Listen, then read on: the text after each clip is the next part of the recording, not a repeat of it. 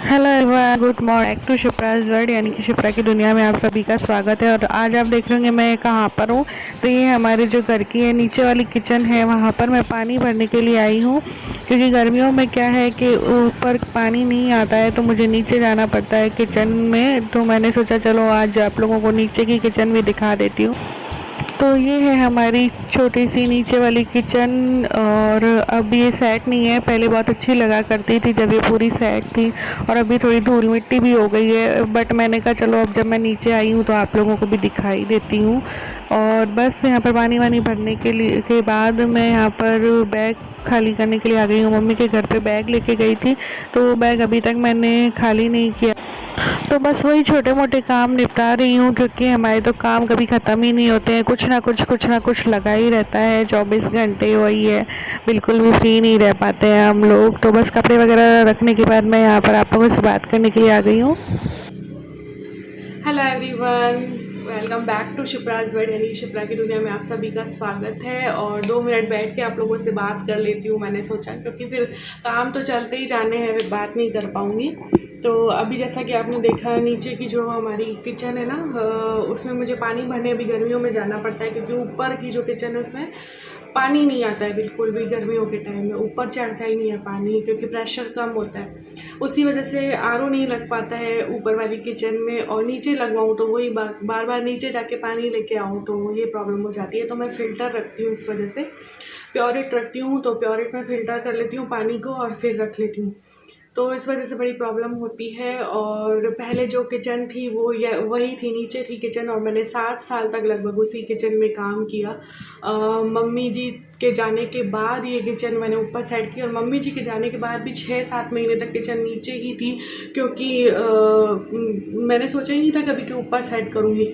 लेकिन क्या हुआ, मेरे पैर में फ्रैक्चर हुआ, इस वजह से फिर मुझे ज़्यादा प्रॉब्लम होने लगी नीचे ऊपर होने में, क्योंकि पापा जी की चाय वगैरह बनाने में मुझे नीचे जाना पड़ता था।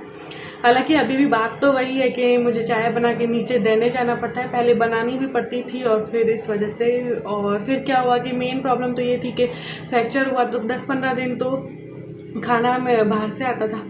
फिर धीरे धीरे परेशानी हुई, अथक को भी बाहर का पसंद नहीं आता था। तो मैंने इनसे कहा कि आप गैस ऊपर रख दो और मैं खाना बना लिया करूँगी खड़े खड़े या बैठ के, चेयर पे बैठ के। तो फ्रैक्चर में भी मैं खाना बनाती थी। लगभग 1 महीने का जो प्लास्टर है मुझे बना था, तो 15 दिन तो बाहर से आया था, 15 दिन फिर मैंने ही बनाना स्टार्ट कर दिया था 15 दिन बाद। तो इस वजह से किचन ऊपर सेट हो गई थी। तो अब फिर वो ऊपर ही है किचन। और अब सहूलियत यूँ हो जाती है कि टिफ़िन वगैरह बनाओ ना, तो नीचे जाओ तो फिर वही नहा के सीधा सूट वगैरह डालो वो करो। तो मैं क्या करती हूँ, आजकल टिफ़िन वगैरह बनाने होते हैं तो नहा के सीधा गाउन डाल देती हूँ, फटाफट से खाना बनाना स्टार्ट कर देती हूँ। नहीं तो नीचे जाओ तो पूरा सेट होके तैयार होके जाना पड़ता है, क्योंकि नीचे पापा जी होते हैं। तो इस वजह से फिर किचन ऊपर ही रख लिया। तो मैंने सोचा जब नीचे पानी भरने जा ही रही हूँ तो आप लोगों को भी नीचे की किचन दिखा देती हूँ। हालांकि अभी गंदी है तो उसे अवॉइड कीजिएगा, क्योंकि वो भैया आएंगे कल परसों तक, फिर वो क्लीन करेंगे। एक भैया आते हैं हमारे सफाई के लिए, एक्स्ट्रा जो सफाई होती है उसके लिए एक भैया अलग से आते हैं। वो ही कहते हैं स्टोर की सफाई हो गई, किचन की सफाई होगी, ऐसे करके भैया आते हैं तो वो किचन साफ़ करेंगे। तो जब वो साफ़ हो गया तो मैं दोबारा से आप लोगों को दिखाऊंगी। तो अभी बाकी के काम निपटा लेती हूँ। खाना मेरा तैयार है लगभग मतलब फली की सब्ज़ी, आटा मैंने लगा रखा है और बस सबको खिलाना, दही रखा है, अचार रखा है। तो अब सिंपल खाना है, इसलिए कोई रेसिपी शेयर नहीं की। तो चलिए अभी सबको खाना वगैरह खिला देती हूँ, फिर मिलूँगी आप लोगों से। और यहाँ पर बस मैं रोटियां सेकने के लिए आ गई हूँ। और इतनी ज़्यादा गर्मी हो रही है ना इन दिनों, किचन में तो खड़ा ही नहीं हुआ जा रहा है। मतलब थोड़ी देर के लिए भी खड़े हो ना तो पूरे तरबतर हो जाते हैं पसीने से। और इसी वजह से मैं बना के रखती हूँ गर्मियों में, क्योंकि खुले बाल बिल्कुल भी सहन नहीं हो पाते हैं। और हमारी सिटी में तो गर्मी भी बहुत ज़्यादा पड़ती है और सर्दी भी बहुत ज़्यादा पड़ती है, हालत ख़राब हो जाती है। और चाहे कैसा भी मौसम हो, हम लेडीज़ को तो काम करना ही है, चाहे गर्मी हो चाहे सर्दी। हमें तो हर हालत में काम करना ही करना है। अगर हम ही काम नहीं करेंगे तो कौन करेगा। तो मेरी किचन में अभी इतनी हालत ख़राब है कि तबीयत ख़राब होने लग गई है गर्मी की वजह से। बट वही है, खाना भी बनाना है, सफाई भी करनी है, कपड़े भी धोने हैं, तो सारे ही काम हमें ही करने हैं।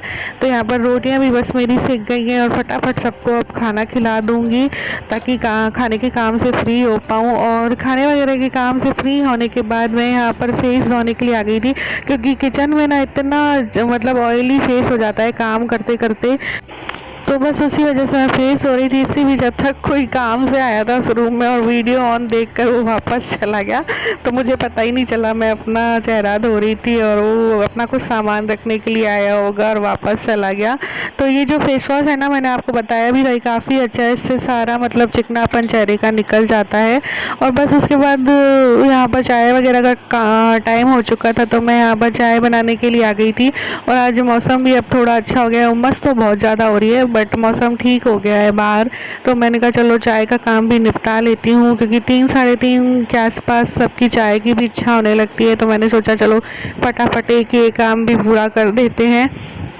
तो मैं यहाँ पर चाय बना रही हूँ, तो आप लोग भी आ जाइए हमारे साथ दोपहर की चाय पीने के लिए। और ये देखिए चाय भी तैयार हो चुकी है और बस अब चाय को मैं लेके जा रही हूँ रूम में। तो ये जो 2 बड़े कप हैं वो इनके और पापा जी के, और जो छोटे कप हैं वो मेरे अथक के। इस टाइम मैं अथक को दे देती हूँ, बिस्किट वगैरह कुछ खा लेता है। तो फ्रेंड्स, चाय वगैरह हम लोगों की हो चुकी है और मैंने उसके बाद बर्तन वगैरह क्लीन किए सारे। तो मैं पूरी पसीना पसीना हो गई हूँ अभी फ़िलहाल। और अभी ना मौसम बहुत अच्छा हो रहा है, बाहर का भी आपको दिखाती हूँ। और मतलब बारिश आई भी थी थोड़ी देर पहले, थोड़ी सी आई थी, लेकिन वापस उमस सी हो गई। मतलब रिमझिम सी बारिश होती है ना, वो आई थी। और ये देखिए आज मैंने मशीन लगाई थी तो इतने सारे कपड़े धोए थे, पीछे भी है और यहाँ की बालकनी की जो मुंडेर है ना उस पर भी सूख रहे हैं। अब थोड़ी सी हवा चली है तो आपको मौसम दिखाती हूँ, बाहर का नज़ारा दिखाती हूँ। तो ये देखिए फ्रेंड्स कितना अच्छा मौसम हो रहा है। हालांकि बारिश बहुत थोड़ी सी आई थी दोपहर के टाइम में, और अभी भी लग रहा है कि शायद आ जाएगी बारिश। तो मौसम थोड़ा सा अच्छा हो गया है। कितना अच्छा मौसम हो रहा है ना।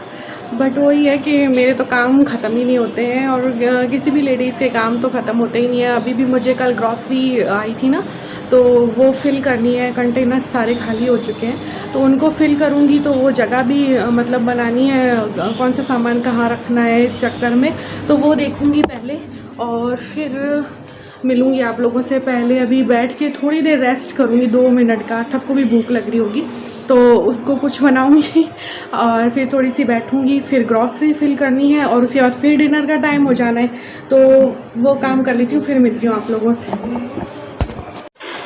तो बस यहाँ पर मैं ग्रॉसरी फिल करने के लिए आ गई हूँ और पहले मैंने सोचा दालें वगैरह फिल कर देती हूँ। उसके बाद जो बाकी का सामान है ना, जैसे बेसन है, मैदा है, ये जो सारा सामान है मैं सोची हूँ कल फिल करूँगी, क्योंकि अभी डिनर का भी टाइम होने वाला है।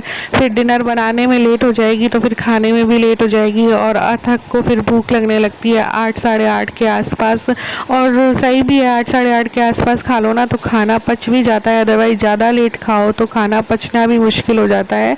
तो बस ये सारी चीज़ें मैंने फिल कर दी है। जैसे ये मूंग है, साबुत मूंग, और ये दालें हैं, ये मूंग की दाल है, हरे मूंग की दाल है। तो ये देखिए फ्रेंड्स, मैंने सारा सामान फिल कर लिया है कंटेनर्स में। कुछ सामान बाकी है, मतलब एक बैग जो था ना वो तो सारा, जैसे दालों का हो गया, चावल का हो गया और ये मूंगफली गोटा वगैरह है, ये सारे मैंने फिल कर लिए हैं। और बाकी का जो सामान है ना, हालत ही ख़राब हो गई आज तो काम करते करते और बाकी का जो सामान है ना वो कल फिल करूँगी, क्योंकि अभी डिनर बनाने का टाइम हो चुका है। क्योंकि वो फिल करूँगी ना तो फिर खाना बनाने में भी लेट हो जाएगी और खाना भी अभी देखना है कि क्या बनाना है, मुझे अभी कुछ आइडिया भी नहीं है। तो कुछ तो मैंने फ़िल कर लिया, कुछ क्या मोस्टली सामान मैंने फ़िल कर लिया है। और जो फ्रिज में रखने का होता है ना, जैसे सूजी वगैरह, और वो भी मैंने उसमें डाल दी है। तो अभी दिखाती हूँ आप लोगों को। तो ये देखिए दलिया हो गया, सूजी हो गया, राजमा हो गए, छोले हो गए, ये सब चीज़ें ना, मैदा हो गया, ये मैं फ्रीजर में ही रखती हूँ। तो ये ख़राब नहीं होते हैं फ्रीजर में रखने से, कीड़े वगैरह नहीं पड़ते हैं, इस वजह से मैं फ्रिज में ही रखती हूँ इन सब चीज़ों को। और यहाँ पर मेरा खाना भी तैयार है। मैंने सिंपल सी पत्ता गोभी की सब्ज़ी बनाई है और नमक अजवाइन की जो पूरियाँ होती हैं ना वो बनाऊंगी, और अचार भी रखा है, दही भी रखा है। तो सिंपल सा खाना इसीलिए बनाया है क्योंकि बहुत लेट हो गई है आज काम करते करते। सो फ्रेंड्स, देखा ना आपने, जैसा कि पूरा दिन निकल गया काम करते करते और पता ही नहीं चला, सुबह से लेके रात हो जाती है काम करते करते। अभी भी खाना बना है, मतलब पूरियाँ बनानी है, जब सब लोग खाएंगे तो पूरियाँ तलनी है। और सब्ज़ी मैंने सिंपल सी बनाई क्योंकि आज ग्रॉसरी वगैरह सभी फिल करनी थी ना, तो इस वजह से मैंने सिंपल खाने बनाया और कोई रेसिपी भी इस वजह से नहीं दी। नहीं तो हमेशा मेरे ब्लॉग में आपको रेसिपी देखने को मिलती है, इस आज वाले ब्लॉग में नहीं दे पाई, तो उसके लिए सॉरी। और मैंने सोचा चलो अब इस ब्लॉग को एंड भी कर देंगे क्योंकि लंबा काफ़ी हो जाएगा नहीं तो। और साथ में कुछ एक दो क्वेश्चंस थे वाईटी फैमिली मेम्बर्स के, तो उनका भी मैं जवाब देना चाहती हूँ, इसलिए मैं आके यहाँ पे बैठी और फिर मैंने कहा आप लोगों के सवालों का भी जवाब दे देती हूँ। तो रेखा देवी जी ने मुझसे पूछा था कि वो मिक्सर ग्राइंडर लेना चाहती हैं, तो वो किस टाइप का ले, उन्होंने मुझसे ऐसा सजेशन मांगा था।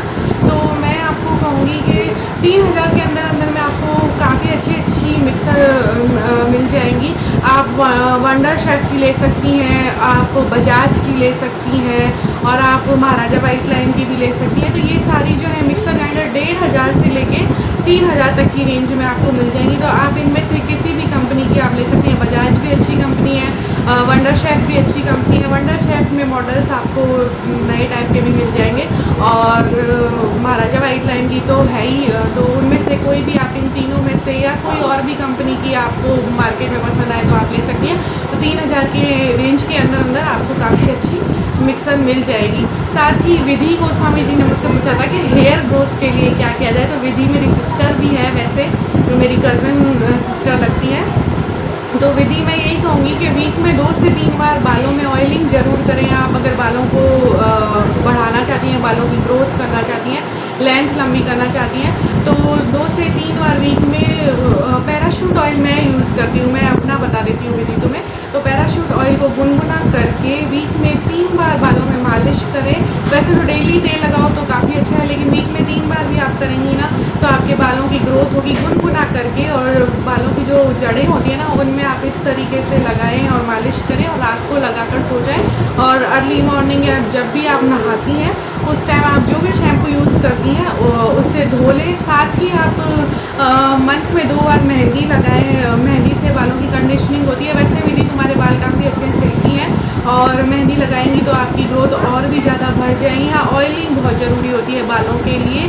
और साथ ही आपको एक और चीज़ बता देती हूँ जो मतलब सबको ही पता है, मेथी दाना होता है ना, उसको भिगो के और रख दो रात को, और फिर उसका जो पानी होता है ना उससे बाल धोने से भी बालों की ग्रोथ बनती है। साथ ही जो मेथी भिगोते हैं ना हम, तो उसका पेस्ट बनाकर भी बालों पर लगाएं ना मास्क की तरह, तो उससे भी बाल बढ़ते हैं। और भी मैं बताऊँगी दही लगा सकती हो आप बालों में। दही को लगाओ वीक में 2 बार, ऑनली दही लगाना है। और अगर उसमें शहद मिलाओ तो और भी अच्छा है। तो दही में शहद मिला के बालों में 20 मिनट के लिए छोड़ दो और फिर शैम्पू से धो लो, तो उससे भी बालों की ग्रोथ अच्छी होती है।